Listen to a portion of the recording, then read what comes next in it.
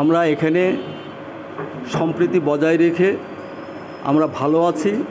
আমি আশ্রমের পরিচালনা পরিষদের সভাপতি, আর আমার পরিচালনা পরিষদের সবাই সম্মানিত এখানে আছে।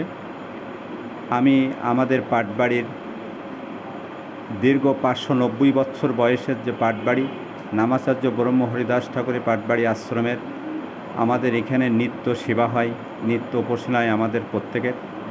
আমাদের কোনো এখানে এখনও কোনো দুর্ঘটনা ঘটেনি, কোনো অসুবিধা নেই। আমরা সবাইকে নিয়ে ভালো আছি।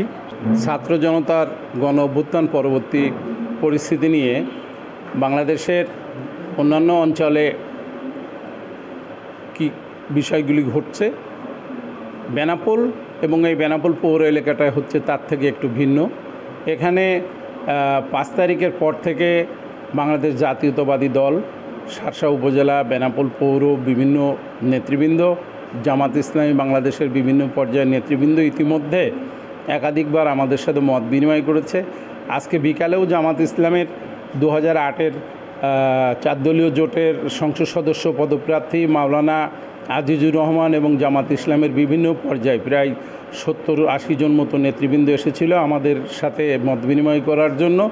আমরা এখানে এখন পর্যন্ত, আজকে পর্যন্ত কোনো সাম্প্রদায়িক দাঙ্গা, কোনো দুর্ঘটনা, কোনো মন্দিরে হামলা, কোনো সংখ্যালঘু সম্প্রদায়ের কোনো ব্যবসা বাড়ি, কোনো প্রতিষ্ঠানেও আমরা কোনো হামলা বা লাঞ্ছনার শিকার হইনি। সম্প্রীতির বাংলাদেশ, আমরা সবাই মিলেমিশে এখানে বসবাস করছি এবং আমরা সার্বক্ষণিকভাবে নেতৃবৃন্দের সাথে যোগাযোগ, তারাও আমাদের সঙ্গে যোগাযোগ রাখছেন এবং তারা বিভিন্ন সময়ে তাদের টিম এখানে পাঠিয়ে আমরা যাতে নিরাপদে আছি, নিরাপত্তা দেওয়ার জন্য যতটুকু সম্ভব তারা চেষ্টা করে যাচ্ছে।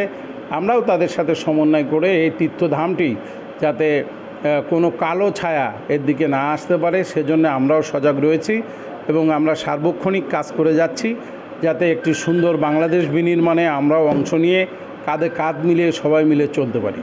আমরা বাংলার হিন্দু, মুসলিম, বৌদ্ধ, খ্রিস্টান ভাই ভাইয়ের মতো একসাথে চলাফেরা করি। তারই ধারাবাহিকতায় আমাদের বর্তমান পরিবর্তিত অবস্থায় আমরা ভালো আছি, সুস্থ আছি। আমাদের এখানে কোনো সমস্যা নাই। অন্য কোথায় কী হচ্ছে সেটা আমরা জানি না, তবে আমরা বেনাপোলবাসী ভালো আছি। আর সবচেয়ে বিশেষ কথা আমাদের গর্বের জায়গা হচ্ছে বেনাপোল পাটবাড়ি আশ্রম, এবং পাটবাড়ি আশ্রম এবং বেনাপোল পোর্ট হচ্ছে যশোর জেলার একটা ঐতিহ্য। সেই দিকে লক্ষ্য রেখে এখানকার সকল নেতৃবৃন্দ চেষ্টা করে এই প্রতিষ্ঠানগুলো যাতে ভালো থাকে, সেই লক্ষ্যেই আমরা সবাই ভালো আছি।